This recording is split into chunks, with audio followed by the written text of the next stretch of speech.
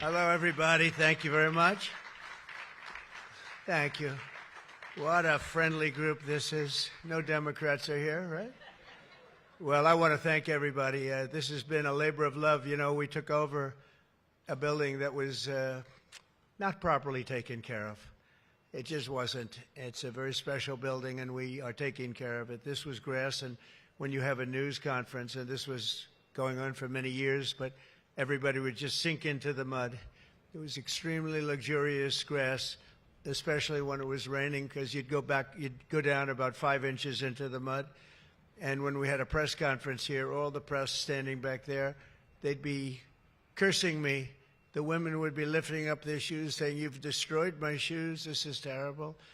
So we got a stone that's the exact same stone and color as the White House itself, because we wanted the friendly feeling of that light color. And it reflects the sun, and it keeps you cool even in the summer. And we've had press conferences. We finished it about a month ago. This is, as you see over here, the Presidential Walk of Fame. And we had this long wall with half windows because that used to be a swimming pool on the other side of the wall.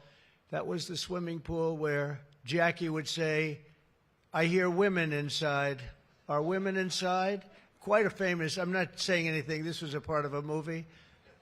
And the Secret Service said, "No, ma'am, there's no women inside, ma'am. I'm sorry, ma'am, you're going to have to move along. But I hear women inside." "No, ma'am, you'll have to move along, ma'am." So that was the famous swimming pool. Now it's even worse. It's for the media. They covered the pool up. And now it's for the media. And I think we have a small representative group. I don't think they allowed the rest of them. I can't believe it. What happened? They're all on the other side of the wall. Can you believe it?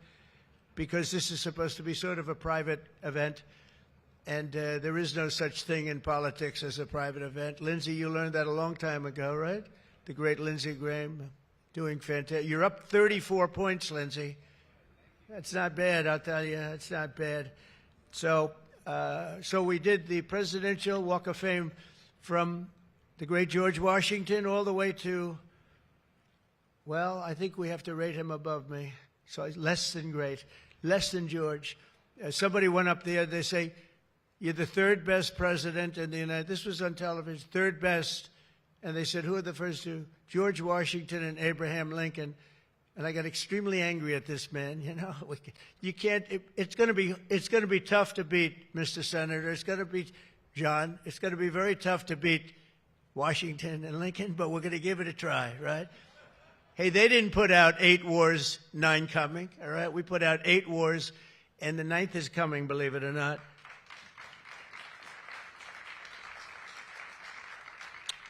So I just want to say it's great to be with you. And when we're finished, later on, we're going to have a little quick lunch, and they do great food at the White House. And this is used sometimes for evening, where we've had some incredible people for the evening, and some of the big foreign leaders have been coming.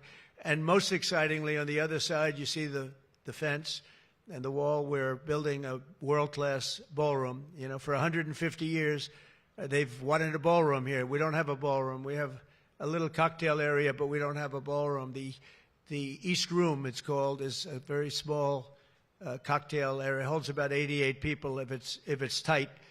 And I said, if I do this again, I'm going to get a ballroom built, and we're putting up our own money. With the government is paying for nothing. You probably hear the beautiful sound of construction to the back. You hear that sound? Oh, that's music to my ears. I love that sound. Other people don't like it. I love it, Josh. I think when I hear that sound, it reminds me of money. In this case, it reminds me of lack of money because I'm paying for it, so it's the opposite. But it's going to be one of the most beautiful ballrooms anywhere in the world, and it's going to be able to take care of tremendous things. When you have, as an example, I'm going to see President Xi in 2 weeks. I'm going over to South Korea. We're going to meet in South Korea. We're going to talk about a lot of things. They want to discuss the fact that they're paying 157% tariff. It's a little higher than they thought. And we're doing very well. I think we're going to do well in that negotiation. We've done well, as you know, with Japan, with South Korea, with Europe. The European nations got together. We made a deal. And it was all based without the tariffs. You could have never made the deal. I'll tell you what, tariffs equal national security. Remember that.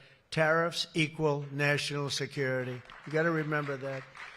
And they also equal wealth for our nation because we've taken in hundreds of billions of dollars in a very friendly manner, given to us by nations that used to take it from us. And they used tariffs on us. We never used it on them because we were foolish, or we were led by people that weren't business people. But it really does. It equals national security. And I wouldn't have put out, I mentioned 8 wars, 9 coming. Of the 8, 5 were based solely on trade and tariffs. India, Pakistan were going at it. 2 nuclear powers, and serious nuclear. 7 planes shot down. They were ready to go, and I called them up. I said, you go to war, and we're not doing a trade deal. And they said, well, what does one thing have to do with the other? I said, it has a lot. You're nuclear powers, and if you do it, we're not doing a trade deal.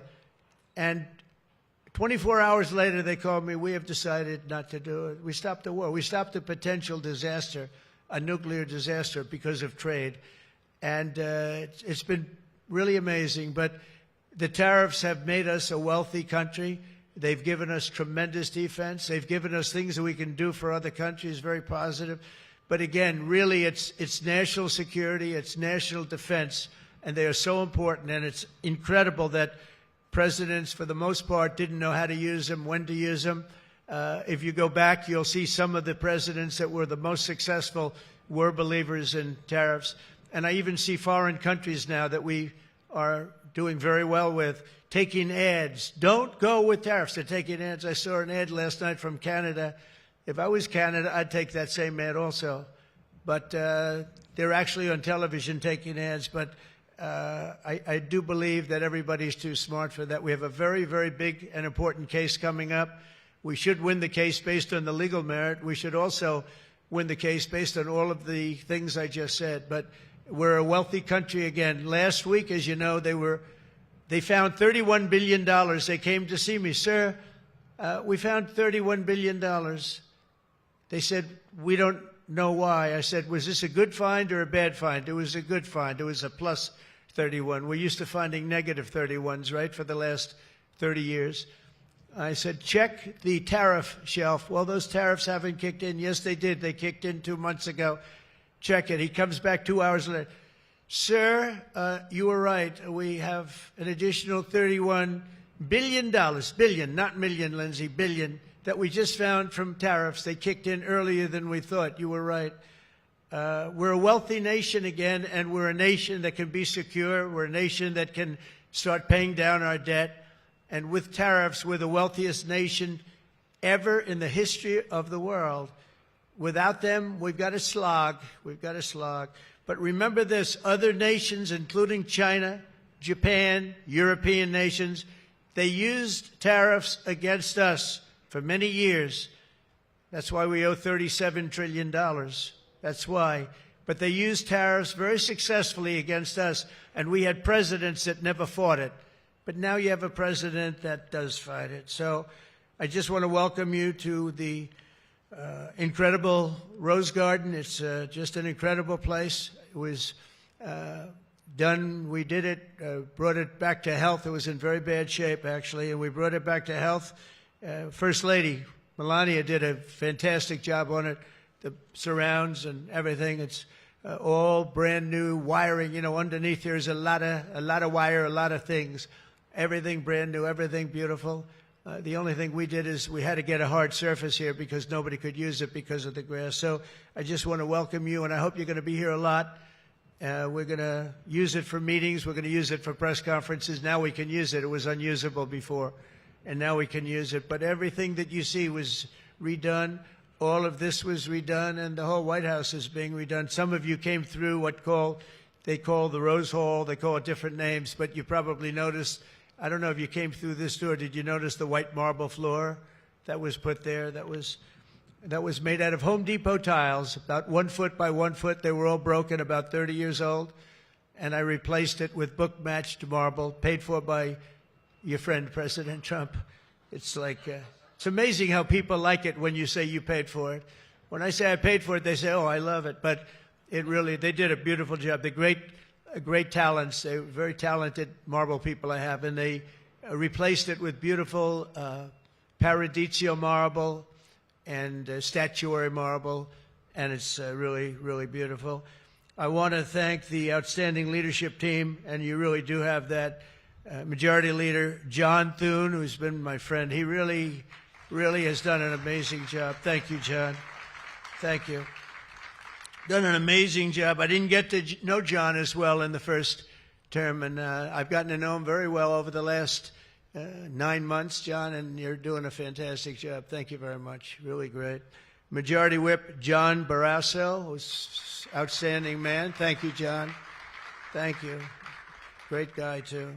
Conference Chair Tom Cotton. He loves that military. He loves the, he loves the military. Policy Committee Chair Shelley Moore Capito. Shelley, thank you very much, Shelley. Vice Chair James Lankford. Very good. James, thank you. And you know, we have everybody but one person here. You know, everybody showed up. I figured you'd have like, I'd say 40 would have been a good number, right? We have everybody. We're just missing one person. You'll never guess who that is. Let me give you, he automatically votes no on everything. He thinks it's good politics. It's really not good politics. He's an automatic no. But I don't know. Look, if he wanted to come, I'd probably let him come, right? I'd let him come.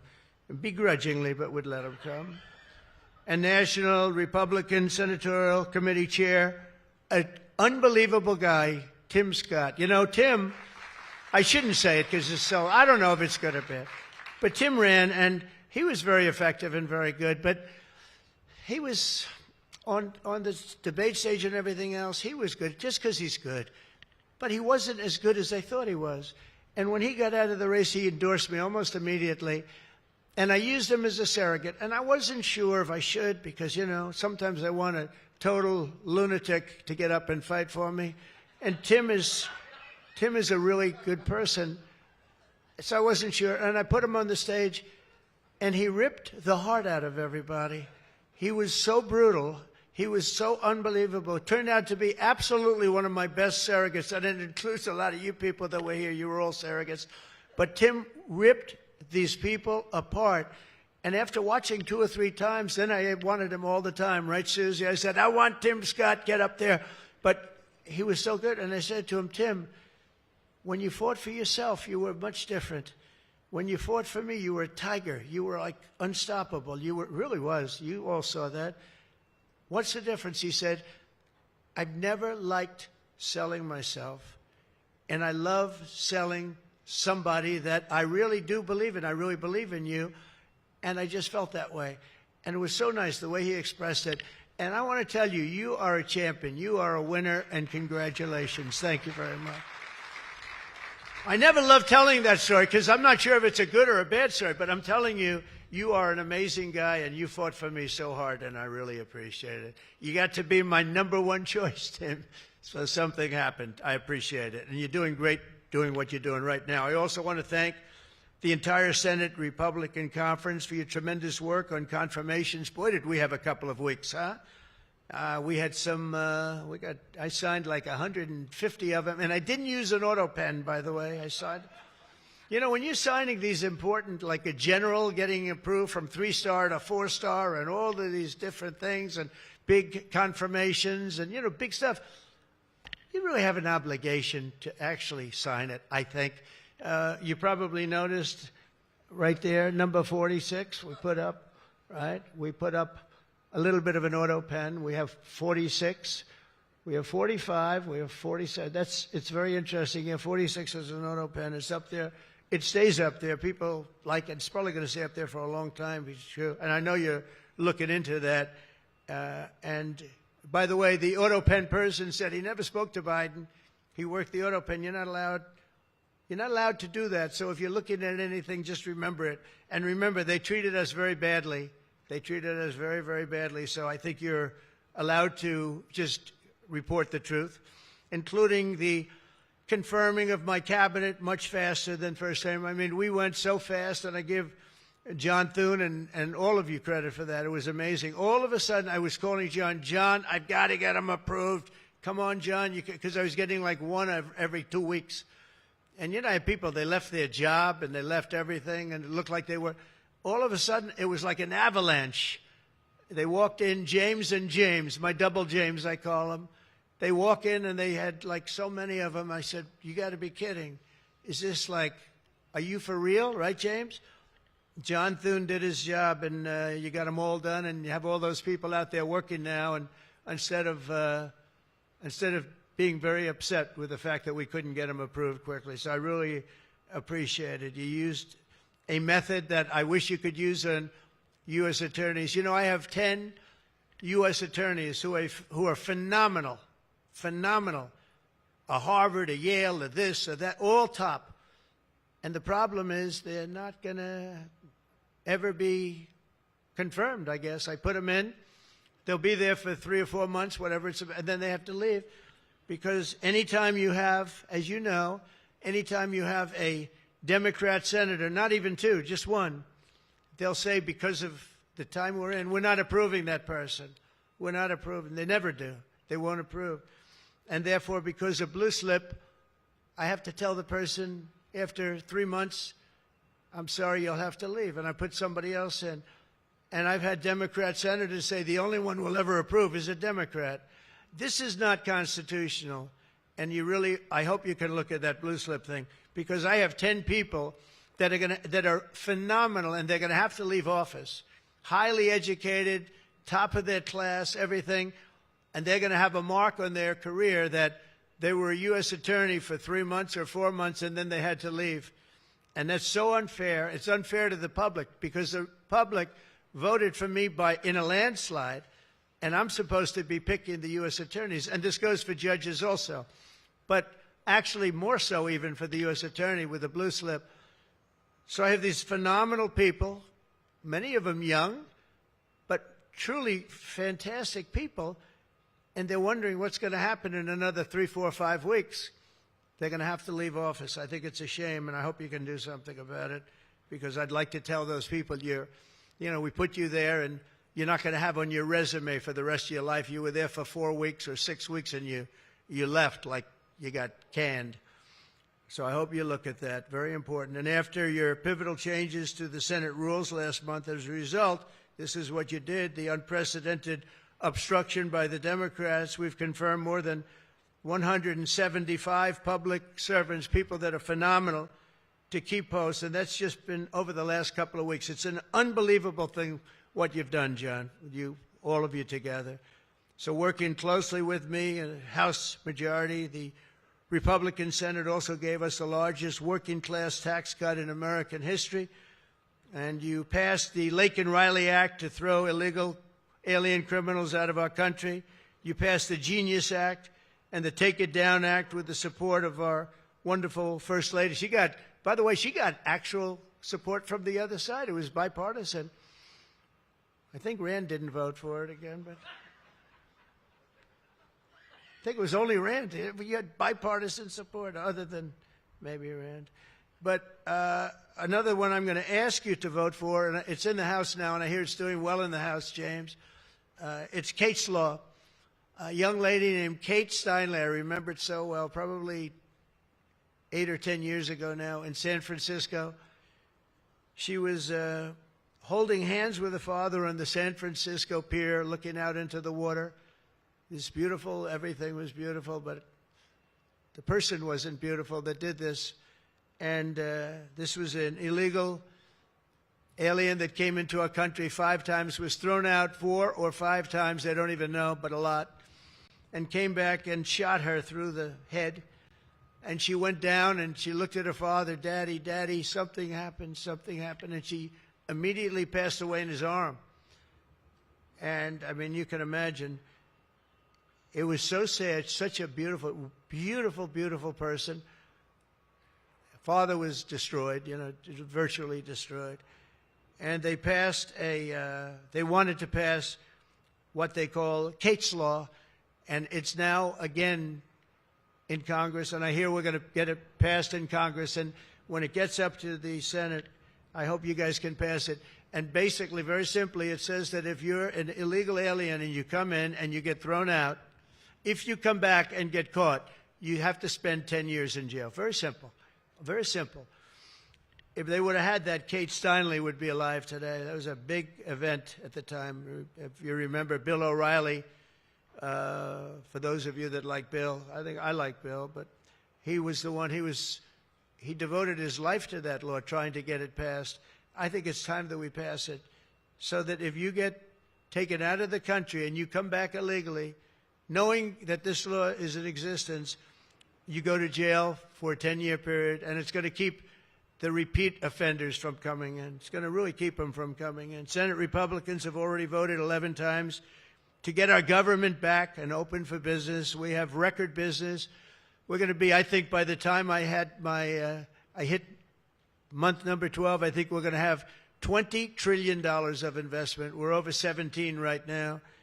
As an example, President Biden had less than $1 trillion for 4 years. We're going to have $20 trillion in less than 12 months, and we're over 17 trillion right now. So it's the largest amount in our country by far, by many times. That's in our country. But here's the one. It's the largest amount in the history of the world. There's never been a country that's had anywhere near 17, or it will be 20, and it's going up fast. A lot of it's because of tariffs, because they're coming in because they don't want to pay tariffs. In other words, they make their product in a certain country, and they used to just send it in here, and there was no charge, absolutely. Now, if they have to pay a 20%, 30%, 50%, 100%, or 2% tariff, they say, well, it's better if I build my plant in the United States. It always amazed me. I did this first term. We had the greatest economy in the history of our country in first term. We had COVID, and we did a good job with that. That was a curse for every country in the world. It was terrible. But we had the greatest economy we ever had.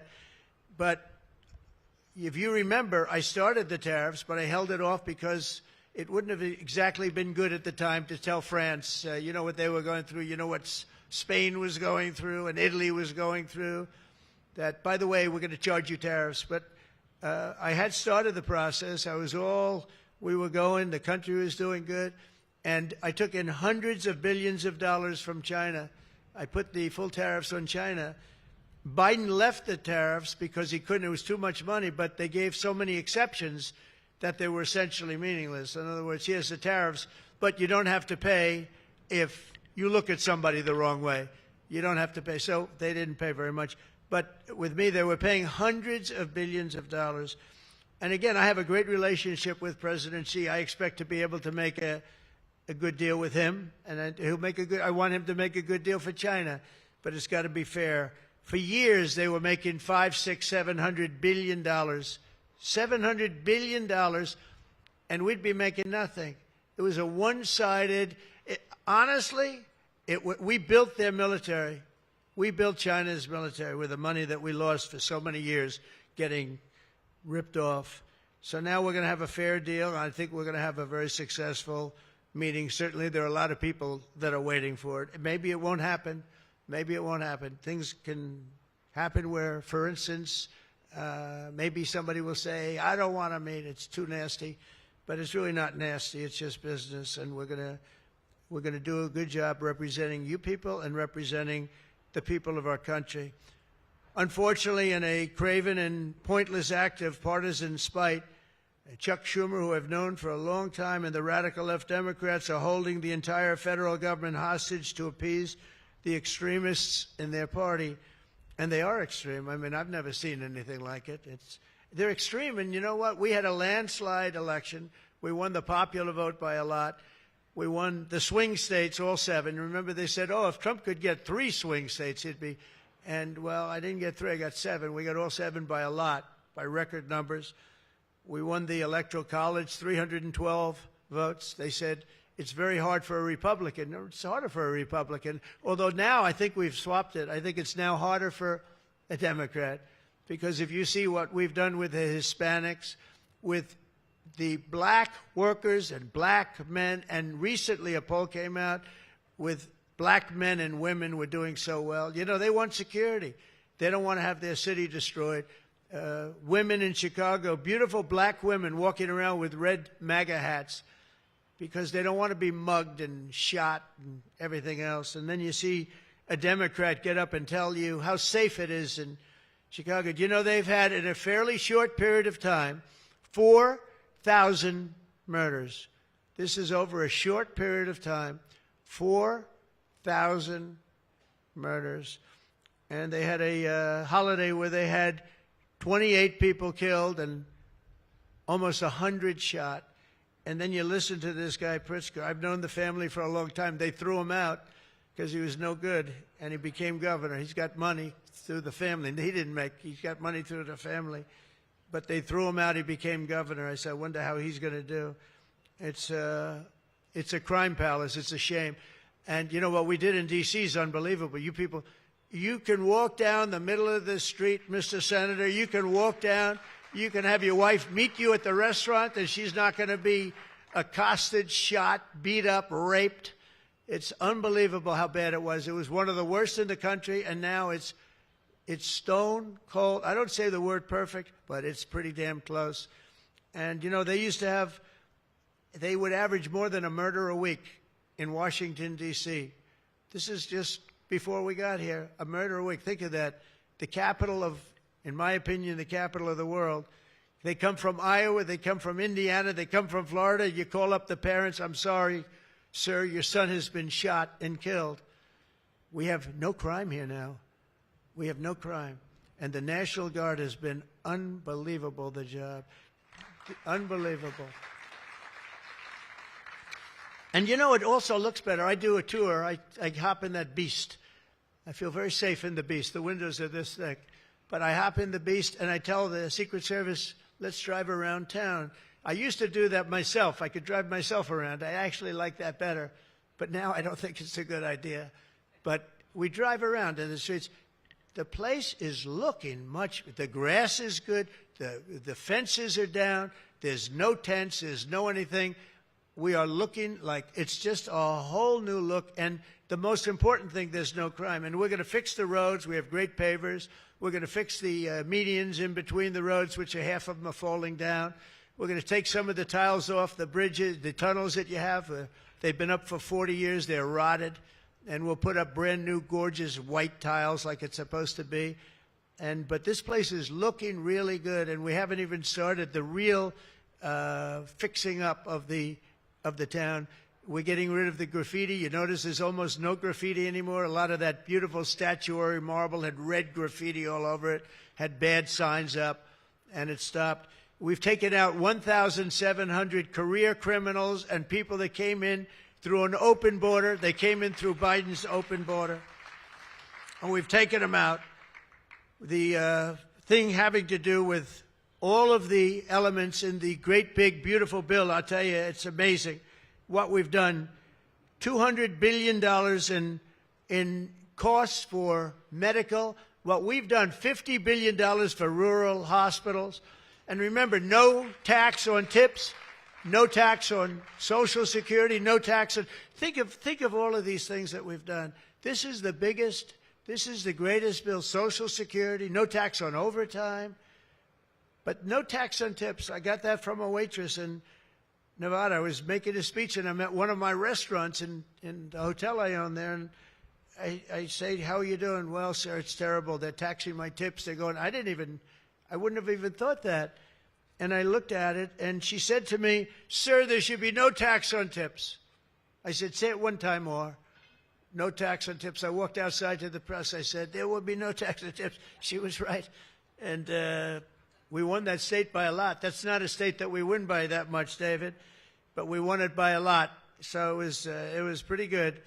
But that bill is chock full of so many different things. So it was the biggest bill. I'm actually saying this to the fake news so that they maybe print it, but maybe not, because you people know. It was the biggest bill ever passed in Congress. And what we did was a little risky. We put everything into the bill, John, right? And some people were against it. They said, no, you got to do small bites. And we gave it a shot, and we got it passed. I got a call from John. He said, it was 3 o'clock in the morning. Sir, we have 4 hard no's. Could you please call him? I said, what time is it, John? It's 4 o'clock in the morning, sir. So I call up. One of you is sitting right here. I said, Jim, could I say hello to you? It's 4 o'clock in the morning, right? He said, sir, you have my vote. I said, wow. Then I called up another person. I'll use fictitious names. Doug, could I get your vote? You've got it, sir. Then I called up another one. How about Josh? Could I have your vote, Josh? Because I like Josh. And Josh, who can be very difficult, said, sir, you have my vote. His wife was screaming at him on the other side. Sir, you have my vote. But I called people, and they weren't really hard-nosed. They wanted a little attention, unfortunately, at 4 in the morning.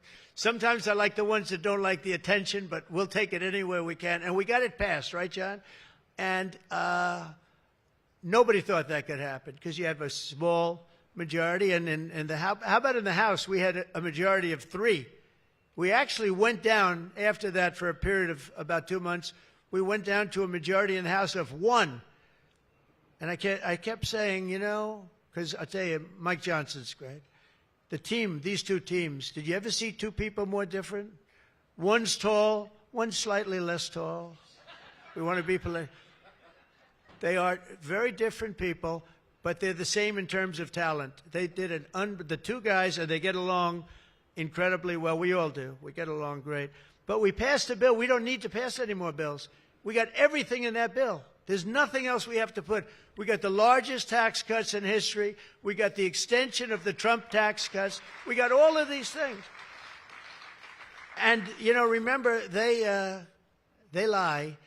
They will look at I saw it the other day, they were talking about, I call it the great big beautiful bill, but that's what it is, the great big beautiful, the biggest bill ever passed. And what they say, they make up stories. And I saw they were interviewing a senator, and they said, well, what's wrong with their bill? He didn't know what to say, because there's nothing he could say. It covers everything. He said, death. It brings death. Now, if I'm a regular person and I hear that, I say, oh, that's terrible. But it's just the opposite. It brings life. It brings Medicaid, Medicare, Social Security. It secures all those things. And they just are so bad. You know, they said death. It was like death. And there's nothing about death. Theirs is death because they're going to lose Medicaid. They're going to lose Social Security. They're going to lose Medicare.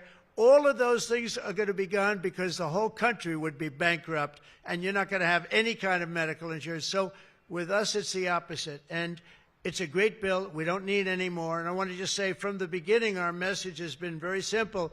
We will not be extorted on this crazy plot of theirs. They've never done this before. Nobody has. You always vote for an extension. Chuck Schumer and the Senate Democrats need to vote for the clean, bipartisan CR and reopen our government. It's got to be reopened right now. We're not doing that. They are the obstructionists. And the reason they're doing it is because we're doing so well. We're doing well all over the world. We're doing well with the close to $20 trillion that I just told you about. It will be that number. But even if you take it down to over 17, that's a guarantee. We're doing well with everything. Car plants are pouring back into our country. AI plants, we're leading. We're dominating China right now in AI. And I did something that I think you'd like because we have an old grid. It's a tired grid. It doesn't have the juice that you need to fire up these plants. You know, these plants will need more than double the energy we have right now for the whole country. That's how big it is. And we can't do that. There's no way we can do that. China's building right now 52 power stations. But I did something better. I'm letting everybody build their own power plant so they'll become like an electric utility in addition to AI. But if they want to build their own plant and we get their approvals within less than a month, it used to take 5 years prior to rejection. Sometimes a guy in Louisiana, they had one that took 12 years and then they got rejected. I got it approved in 2 weeks when I got into office. That was the first term. And the plant is up now, and it's been a great thing for the state. I did it twice, actually. I got 2 of them that were dead after 12 years, and I got them approved, both of them, in less than a week. And that's what we're doing. Lee Zeldin, by the way, is doing a phenomenal job, Environmental Commissioner, I have to tell you. He knows that we have to get them fast, and we're getting them fast.